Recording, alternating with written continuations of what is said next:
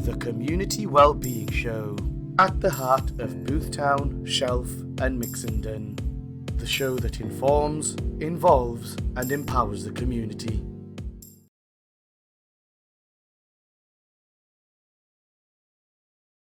Hello and welcome to the Community Wellbeing Show. It's the first episode, if that's what we call it, and I just want to introduce myself. I'm Cathryn, and we've been working hard over the last couple of years on looking at ways that we can promote wellbeing in the community. I'm actually a member of our local patient representative group, so I work alongside the GP. What we do as a patient representative group is we look at ways that we can improve the service to the community, and we felt that this was one of the ways that we could improve the service by doing some podcasts or shows or whatever you want to call them.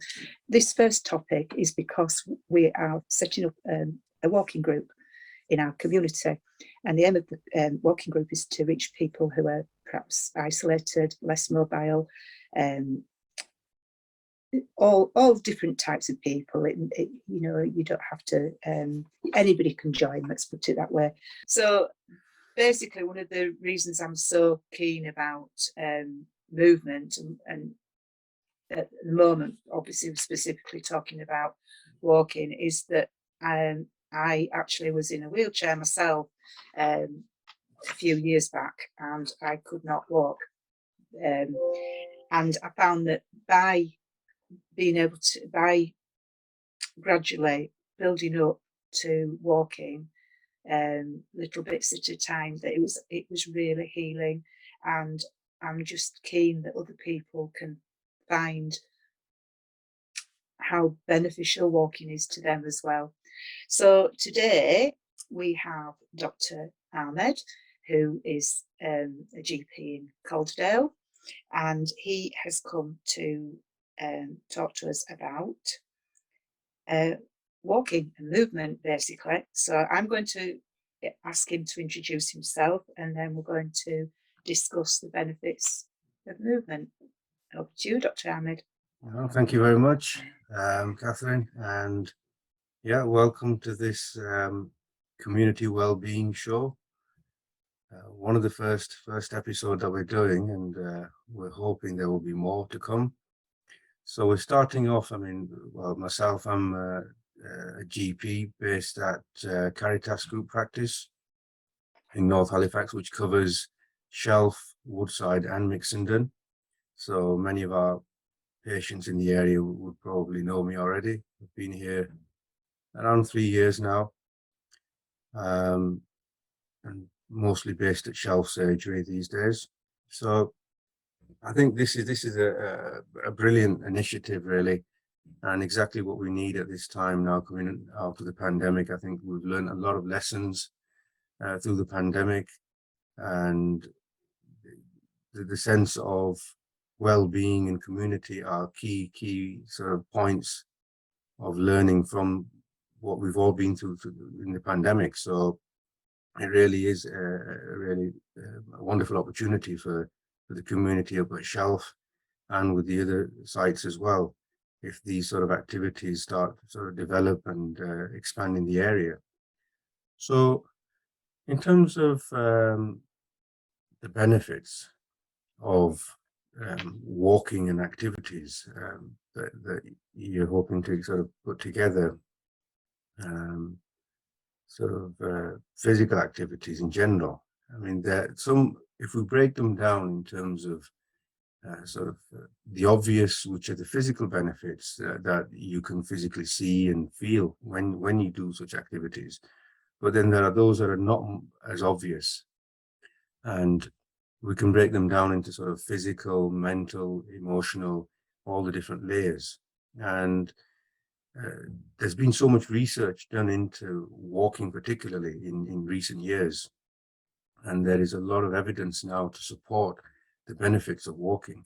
So it is definitely an area that is taking on, it's becoming very fashionable, and it's taking on quite a following really around the world. And it's no longer a case of theoretics when it comes to the benefits of it. These are real scientific evidence to support some of these astounding sort of benefits that you can get simply from walking. So if we start off with kind of the sort of the health benefits, obviously it's a form of exercise. Now, any exercise, whether it's upper body or lower body, arms, legs, it's mobilizing yourself, and it's kind of activity, physical activity. And in that, you are increasing your heart rate, you're increasing sort of the energy that you're using, and you're creating a sense of movement. So the things that are involved, there's your joints are involved, your muscles are involved, it improves your sort of posture, your tone, your sort of bone strength. These are quite sort of immediate benefits of walking regularly. And leading on from that, when you start doing it regularly, you develop kind of you lower your blood pressure, you can lower your cholesterol, you can manage your weight better. So if you're exercising more, you're burning more calories, you're increasing your heart rate, like I said, and your metabolism with that. And that can help you to lose weight or manage your weight better. And the effect of that is there's a multitude of different things that come out of that. In essence, one benefit. So again, the blood pressure, cholesterol, it can improve if you've got diabetes, or keep at bay if you don't have diabetes, or if you're close to having diabetes. It can actually help you to reverse to some degree or balance your blood sugars in a lot of ways. So those are the sort of key benefits there physically. So in terms of, you look at it from a physiology point of view, from your organs, I mean, your heart's involved, your lungs are involved, your physical sort of structures, your bones, your limbs, your muscles, all these are involved, and they're all benefiting from walking. So those are some of the sort of more obvious personal physical benefits that you'll get from walking regularly. Okay. I think as well, I think the improved circulation, it helps your skin as well. So I think that's an added bonus, because your skin you'll look younger. Yeah. I mean, we don't get too much sunshine around these parts, but right. Again, vitamin D is a major issue. Deficiency in vitamin D. So another benefit if you're walking is the sunlight you're going to get, and the impact of that on your general health and your mood, but also the vitamin D that you're getting as well, which is going to help your bones, which is going to help your skin, and give you an abundance of energy. I've also heard, I don't know if it's right or not, that it helps heal your gut. You know how nowadays everybody's talking about gut microbiome. Apparently, if you move quite a lot, if you walk, you produce glutathione. Is that a hormone that helps heal your gut? I don't know if that's right or not, but that's what I've heard. So, yeah. So again, some of these benefits then move from the physical into the more kind of emotional and mental health, but they're connected in some ways. So there's certain hormones, endorphins, we can call it, they're known as happy hormones, that you might sort of hear in the news. Or so these are produced when you exercise, when you do physical activity. So people that go to the gym, you commonly find them saying things like, well, I'm addicted to going to the gym, and I'm addicted to so and so physical activity. And it is an addiction. The addiction is to the hormones that you're releasing. So you feel uplifted, you feel kind of energized, And this is not sort of kind of something in your head that is happening. It's actually a physical change in your body. So the hormones that are released from being mobile and being active physically, endorphins, have many different benefits. And that includes reducing stress, reducing inflammation in your body, which reduces the pain. So if you do have aches and pains or chronic illness, whether it's gut related, whether it's joints, arthritis, many different conditions, the anti-inflammatory effect of these positive hormones that results from walking can impact many different areas. And it's like a cascade of hormones. It's not just one hormone. It will be one that leads to another, that leads to another. So medically speaking, there can be a cascade of hormones that are released regularly. And all of these work in many different ways, in many different organs in your body. And yes, the gut can be one of those. So not only does exercise and walking release positive hormones like endorphins, but it also actually actively reduces some of the more harmful stress hormones. So one of them is cortisol, which is what is known as a stress hormone.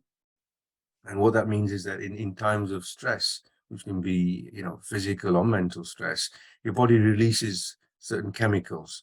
And when those chemicals get to a certain point in excess, they start damaging your body, whether it's physical or mental. And they're known as kind of the burnout hormones, where your body feels burnt out, you're not sleeping well, you're kind of agitated, you're anxious, you might be getting palpitations, you feel clammy. These are all the sort of hormones that are the stress hormones. Now, walking actually reduces cortisol, can reduce cortisol and many other stress-related hormones. So not only is it giving you a positive benefit of increasing the good stuff, but it's actually reducing some of the sort of more negative impacts that these hormones may be having that are out of balance, let's say, in your body. So again, it's unbelievable, just the simple act of walking regularly, how much impact it has to your general health. I've noticed a lot of people since the pandemic that like you said, there's been a general increase in people who are walking. And now, when you go out anywhere, you see people walking all the time. And I'm thinking, is it because they've been really stressed with the pandemic? I think partly they must have realised that it does make them feel better to go out, get the fresh air, walk. Because it's incredible the amount of people that you see walking now compared to what you used to do. So that's good. Yeah. So that's sort of that's on how it affects your mental health and stress levels, then, isn't it? Well, that's again, that is in essence the physical side of it, the physical benefits, which overlap into the sort of mental health as well. From the stress point of it. But from a mental health point of view, again, the endorphins lift your mood. The changes, it leads to changes in your body that boost certain chemicals within your brain and within your body that are mood enhancers. They lift your mood up. So there's a physical change that leads to an improvement in your sort of mood and well-being from the physical activity. Now, these are all, again, the personal benefits to you as a person individually. But then there's the more kind of the social side of it, which is beyond just the individual. It's the communal benefits. We can talk about those in the sense of the impact they have on not just you, but your external environment as well, and the benefits of that for other people as well within your sort of peer group, say. So again, from the research point of view, there's a lot of evidence that points towards the benefits of having community activities. So the positive effects of peer group working. So if you do an activity on your own, say, for example, you're less likely to carry on doing it regularly, or you're less likely to achieve as much on your own than you are with others that are working with you on that activity. So it's the peer group effect. And so whether it's weight loss, whether it's diet, lifestyle changes, whether it's anything academic that you're trying to achieve, when you're doing it with other people in a kind of communal setting, the outcomes are always better. So again, it really makes more sense, and the benefits are even more enhanced in ways when you're doing an activity such as a walking group with a group of people on a regular basis. When you set targets, when you have a kind of a set date, location, you're doing it as an activity with a group of people. You're more likely to do it, and you're more likely to stick to it when you've got that sort of team around you of friends and neighbors. But beyond just that, again, the pandemic has highlighted this as a huge issue, is the kind of the mental health of the community and of people within society, and the loneliness. Loneliness is a huge issue that so many people are facing in within our community here in North Halifax, but generally as well. And it's a shame because you're just outside, there's people, your next door people, there's communities everywhere, but yet people are still lonely and isolated. And this is a wonderful way of overcoming that isolation, a sense of isolation, a sense of loneliness, because sometimes we find that people are waiting around perhaps, or just looking for some form of permission to make conversation or interact with others. And it shouldn't be the case. It shouldn't be the case that we need permission to reach out to others, or we need some sort of consent to say that we want to do something as a group of people in a community. I think we're all, so it's a duty upon us all really to look out for one another in the community. And something like this, which is a formalized process of a walking group, really opens it up to so many people. Say, you don't need permission, just come along. And it opens that door. And sometimes people just need that nudge to be welcomed into a wider group of network of people. And it can be that opening that they need. And from just the walking might be the excuse that they need to get out and talk to the people. And part of that sort of group, and I know your group that you're setting up, there's going to be like a coffee, tea kind of get together at the end of it as well. And people may benefit more from that than the actual walking initially. That might be the kind of thing that they actually need more in the beginning, is that sort of motivation, that sort of chit chat, and just to sort of give them that boost. And maybe they just come in for that to begin with, but then the walking becomes the primary focus. Who knows? And it doesn't really matter, because ultimately one leads to the other, and it's all positive for the individuals involved, and that's what matters. Yeah. And I think it's good because, of course, it's all free as well. I mean, and it's non-threatening. If anybody who's shy and doesn't want to go to the gym, and all this business that everybody seems to do nowadays, but it's free as well. It's free. We've got a park there that's, and like, I mean, if they want to just walk and listen, I mean, I know there's there are people who are quite happy just listening and being in the company of other people. So that's good as well. Yeah. If people aren't very mobile,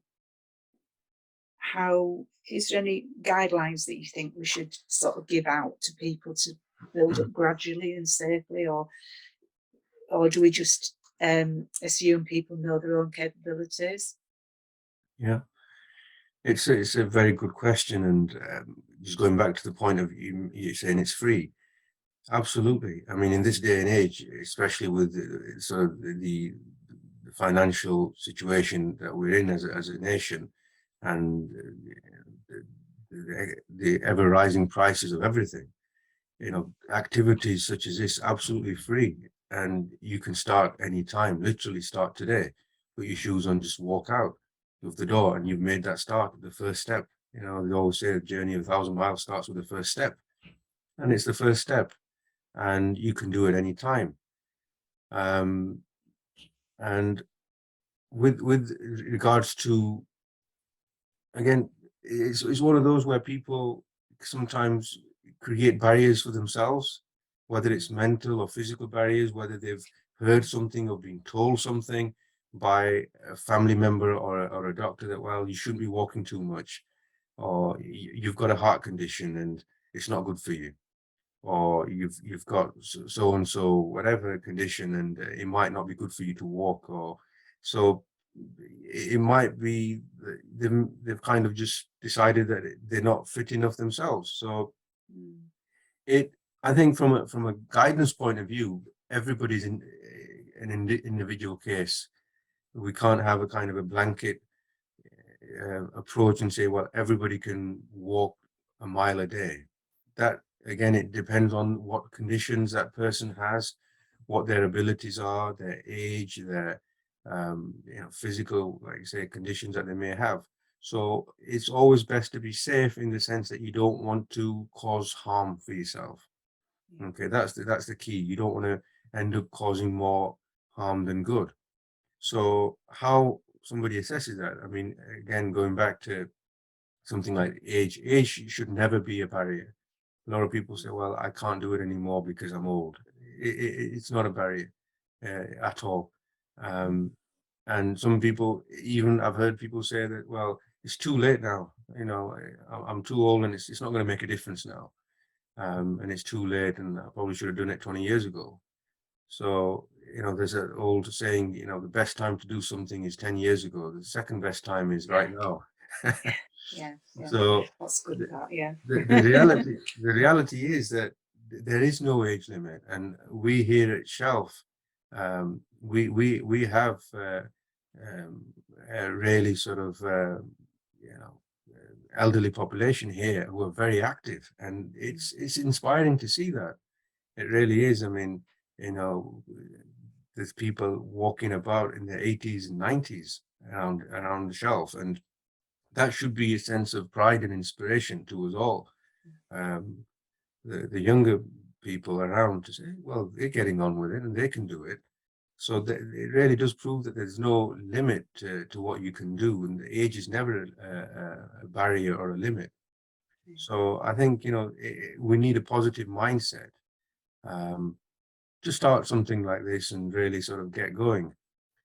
Obviously, with time, and if there's any concerns that people have themselves personally, then speak to your GP, speak to your healthcare professional, or other people that know what they're doing in terms of walking, and make sure it's safe. I'm sure we'll have more topics and episodes where we'll talk about the actual practicalities of going for a walk and where the best areas might be and how to pace yourself and what equipment you need. And I'm sure that people are a lot more qualified than me on the local geography of where best to walk and what to do and things of that nature. I'm sure we'll cover that as well in coming episodes. But what I would say is that if people do have specific conditions, so whether it's a heart condition or whether it's joint problems, it's always best to seek advice if you're not sure. Don't feel that you're pressurized to do more than you feel that you're able to. So always ask for advice. I think the important element again is pacing. Anything that we do, it has to be in pieces. It has to be done in increments. So if you wake up one day and you think, yeah, this is the day, I'm going to make that step. That chap on the show said that, yeah, you need to walk and this is the day I'm going to do it. So, but you don't need to walk a mile the first day. You don't need it to even, get the latest high-tech shoes, or you see what I mean? It's kind of just pace yourself, maybe give your partner the hint that the next present should be a nice pair of walking boots, but don't go out and spend £100 on the latest gadgets and one of those Fitbit things and whatever. That'll come with time. Just get a comfortable pair of shoes, and just walk down the street. 100 meters, 200 meters is fine. Just start slow, see what you can do and build up. And within that lies, I suppose, the challenge, but also the reward as well. Because if you look at yourself, you think, well, I've just done 100, 200 meters. And in a month's time, you're actually going all around Shelf and you've gone through the whole park. And, that in itself is your personal achievement. And it is personal. And always see it, but you're not competing with those that are next to you or in front of you or behind you. You're walking together in the communal sense, but you don't physically have to be walking together. Everybody's challenge is different, and everybody's goals are different. So I think it has to be a very personal journey and personal sort of challenge that you create for yourself. And most of all, it has to be enjoyable. I think that's the most important thing. You have to enjoy it and make it a pleasure, make it fun to do, and that's how you're going to get the most out of it. It's not a chore, it's not a burden, it shouldn't be seen as something that you prescribe. Well, I have to do this. Make it fun, do whatever. We'll probably talk more about how you can make it more fun and how people can make it more entertaining for themselves and others around them. I'm sure we'll get to that at some point, but for now, just having that mindset of what you're trying to achieve. Yeah, because a couple of weeks ago, somebody told me, little by little, and a little becomes a lot. And it's true, isn't it? I mean, that's how I started. I just started with well, to tell you the truth, walking on the spot at home until I could walk around the rooms, and then I walked outside and just like that. And you just build up to it, like you said. But I think as well, it was interesting that you mentioned Fitbit, because sometimes there are pressures put on you by, this do 10,000 steps a day and all this business. And yeah, it's a great thing to achieve, but not everybody can achieve that. And I don't want people to feel like they're failing if they can't do it. If they have to just do half the distance that everybody else is doing. And, I would be more than happy to sit with them on the bench until everybody else came back. Absolutely. So, yeah. Absolutely. Yeah. And part of that is that some people that may turn up may feel that they might be a burden to others and slowing others down. And that's absolutely not true. And everybody would have their own pace. Yeah. And everybody is valued that does turn up.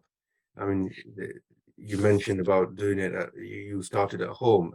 We all remember the Captain Moore from the pandemic, the chap who raised millions for the NHS, and at the age of 100 or 99 at the time, just went around laps in his own garden with the Zimmer frame. And again, like you say, it's a personal journey, and he did thousands of steps and God knows how many miles in his own back garden. And and look what he managed to achieve. And again, it's inspiring. It is, yeah. Is there anything else that you think we need to talk about today? I mean, just going back to that as well, that people wouldn't be a burden, or because we've got lots of people who are willing to volunteer, so they'd have somebody to, like I said, to sort of, if they felt that they couldn't go any further, then that's fine. Somebody would go back with them and just go and take them back to sort of have coffee or whatever, if that's what they wanted. You don't have, we won't be doing massive, great big hikes to start off with or anything. If people want to split up then into little groups to do, if people are more fit and want to do, we're just enabling it, really. We're just getting it started and advertising it and getting it all started, and then it's up to people to make of it what they want. So when is it happening, and where is it happening, and what's the kind of time and the actual walk itself going to involve? Right, well, the first walk is on the Thursday the 9th of June, and we're meeting at 10 a.m. and we're meeting at the Shelf Park and the gates nearest the village hall. The aim is to do like a little stroll round the park, which it is quite a big park. So, but perhaps half an hour. Do you think that's a reasonable time? Half an hour stroll, and then back towards the health centre for a coffee, which you kindly said we can have the coffee there. So that's what we were aiming for. So are you going to be, is it going to be people who might have wheelchairs? Is it open to people with wheelchairs and people that are less mobile? It is, but unfortunately it's a very bumpy path. Like I say, having been there myself, I know what it's like, and it's quite uncomfortable at times. But unfortunately, that is beyond our control. We can't control the accessibility, unfortunately. But the aim of the group was that it was open to any abilities, and whether you've got mobility scooters, wheelchairs, push chairs, whatever, people can still join in. Which is why we will be struggling in some ways to find accessible walks. So what hopefully as we go along, people will be able to contribute to sort of say where is a good place to walk. It may be that we have to move out of the area a little bit to get that. Yeah. And is there anything that you need at this time from the local people at Shelf? You know, what do you need, resources, or what help you need at this stage? Well, because you've kindly said that we can have the coffee morning at the health centre, then that's that would be all we needed, particularly at the moment. I mean, that's, like I say, it's free, isn't it, walking? So it's not. We just need support, lots of support. If you feel like you could come along to volunteer and help to, you know, that if there was somebody that needed a bit more confidence, or just tell your neighbours and your friends, if you know somebody that you think would benefit from it, spread the word, and just come along and enjoy it. Right, so we are setting up a Facebook group called Shelf Wellbeing Community, which will be hopefully launching over the next couple of days, and we're just encouraging people to like it, join the group. Hoping to do in the future is that there'll be some more guests that we can invite to come and do this Community Wellbeing Show. It will go on to YouTube as well, and we'll have lots of different topics. If you can think of anything you'd like covering, then feel free to tell us. What I would say is that the Caritas surgery, if people want to go onto our social media and comment on this video and have any specific topics that they'd like us to talk about, local topics, whether it's health related, health well-being, or general topics about the local area, we're happy to get guests on and talk, whether that's people from the surgery or from the local area. So it's an open invitation to people to ask us about what topics they want, and if there's anybody out there that wants to appear on here with us to talk about a certain topic that they feel is important for the area and the well-being of the community here, most welcome.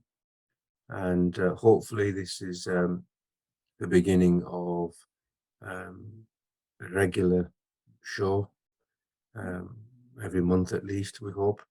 And the idea is that we can kind of have a positive impact on our community and the well-being of our community through this medium online, and hoping that it gets to as many people as possible and has a very positive and empowering impact on those that listen to it. And would love feedback. I mean, if you like it, that's good. If you've got feedback how we can make things better, great. And if you hate it, feel free to let us know. Not sure about that. Yeah. But it's an effort. It's an attempt to try and do something different and engage with with the community and try and give back to the community and empower people, really. Yeah. Okay, thank you very much for today, and Thank you. see you soon, maybe on the walk. Yes. Yeah. Thank you. Bye-bye. Bye. You've been watching the Community Wellbeing Show. Don't forget to like, subscribe, and share. And join us next time for another episode.